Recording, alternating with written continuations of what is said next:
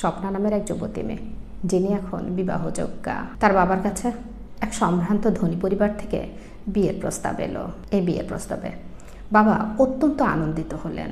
পরের দিন তিনি প্রস্তাবকারী পরিবারটির গৃহে গেলেন। সেখানে তাকে উষ্ণ অভ্যর্থনা জানানো হলো এবং আসরে বসতে দেয়া হলো। পরিবারের গৃহে নিয়ে চা নিয়ে এলেন। কিছুক্ষণ আলাপচারিতার পর বিয়ের সম্বন্ধটি পাকাপাকি করা হলো। 1 মাস পর ধুমধাম করে স্বপ্নার বিবাহ সম্পন্ন করা হলো। স্বপ্নার শ্বশুরমশাইয়ের ছিল খাঁটি ঘিয়ের বিশাল ব্যবসা। একদিন শ্বশুরমশাই তপ্ত ঘিয়ের কড়াইয়ে কাজ করছিলেন। হঠাৎ একটি মাছি তাতে পড়ে গেল। অত্যন্ত সতর্কতার সাথে তিনি সেই মাছিকে ঘি থেকে সরাচ্ছিলেন, এমনকি মাছিটির গায়ে লেগে থাকা 1 ফোঁটা ঘিও যেন নষ্ট না হয়, সেদিকেও তার তীক্ষ্ণ নজর ছিল। নতুন বউ স্বপ্না দরজার পাশ থেকে এই দৃশ্য দেখছিল। সে মনে মনে ভাবল, শুনেছিলাম এরা বিরাট ধনী আর সম্ভ্রান্ত পরিবার, কিন্তু এখানে তো সম্পূর্ণ এক ভিন্ন চিত্র দেখছি। শ্বশুরমশাইয়ের এমন কাণ্ড দেখে স্বপ্নার মাথা ঘুরে উঠল এবং সে সেখানেই লুটিয়ে পড়ল। শ্বশুরমশাই তৎক্ষণাৎ তার কাছে ছুটে গিয়ে উদ্বেগ ভরা কণ্ঠে জিজ্ঞেস করলেন, বৌমা কি হয়েছে তোমার? স্বপ্না নিজেকে সামলে নিয়ে দুর্বল কণ্ঠে বলল, না কিছু হয়নি। শ্বশুরমশাই আরও জোর দিয়ে বললেন, আরে মা বলো না কি হয়েছে, তোমার কি কোনো চিকিৎসার প্রয়োজন? স্বপ্না ইতস্তত করে বলল, আসলে আমাদের পরিবারে এক বিশেষ ধরনের চিকিৎসা প্রচলিত ছিল। শ্বশুরমশাই অবাক হয়ে বললেন, কি এমন চিকিৎসা বলো তো? স্বপ্না বলল, না না, সেই চিকিৎসা তো এখানে করা সম্ভব নয়, সেটি অনেক মহার্ঘ। শ্বশুরমশাই বললেন, আচ্ছা তোমার কি মাথা ব্যথা করছে? বলো তোমার বাবা মা কি চিকিৎসা করতেন? স্বপ্না এবার মৃদু হেসে বললেন, বিশেষ কিছু নয়, আমার বাবা কয়েকটি হিরে হামামদিস্তায় গুঁড়ো করে আমার কপালে লাগিয়ে দিতেন। শ্বশুরমশাইয়ের এক মুহূর্ত দেরি হলো না। তিনি তৎক্ষণাৎ 1 কেজি হীরা এনে হামামদিস্তায় রাখলেন। যেই না তিনি হীরাগুলো গুঁড়ো করতে উদ্যত হলেন, স্বপ্না বলে উঠলেন, আরে না না, আমি একদম ঠিক আছি।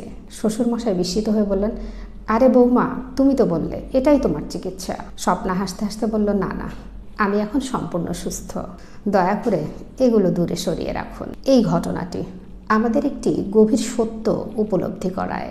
একদিকে ঘিয়ের শেষ বিন্দু পর্যন্ত রক্ষা করা যেমন ছিল এক ব্যবসায়ীর কর্তব্যপরায়ণতা এবং সম্পদের প্রতি তার নিষ্ঠা, তেমনি অন্যদিকে নিজের পুত্রবধূর আরোগ্য লাভের জন্য সমস্ত সম্পদ উজাড় করে দিতে প্রস্তুত থাকা ছিল একজন স্নেহময় পিতার মতো কর্তব্য ও ভালোবাসার চরম প্রকাশ।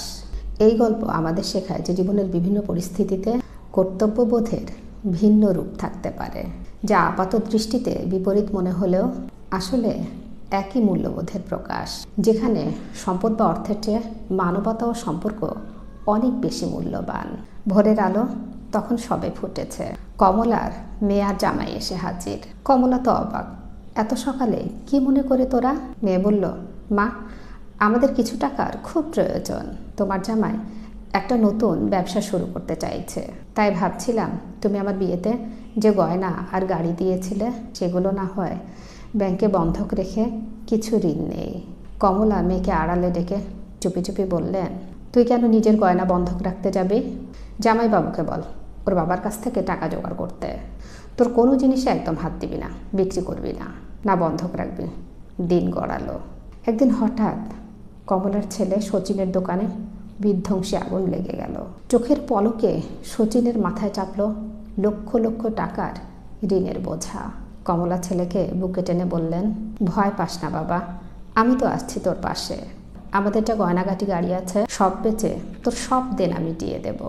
কথাটা কানে যেতেই কমলার পুত্রবধূ বলে উঠল, শাশুড়ি মা আপনি বাকি যা ইচ্ছে করুন, কিন্তু আমার গয়না আর আমার গাড়িতে হাত দেবেন না, ওগুলো আমার মা বাবা আমায় দিয়েছেন।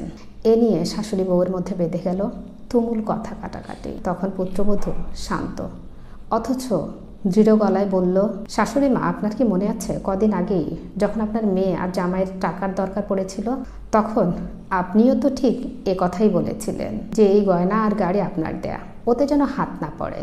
ঠিক তেমনইভাবে এই গয়না আর গাড়ি আমার বাবা আমাকে দিয়েছেন।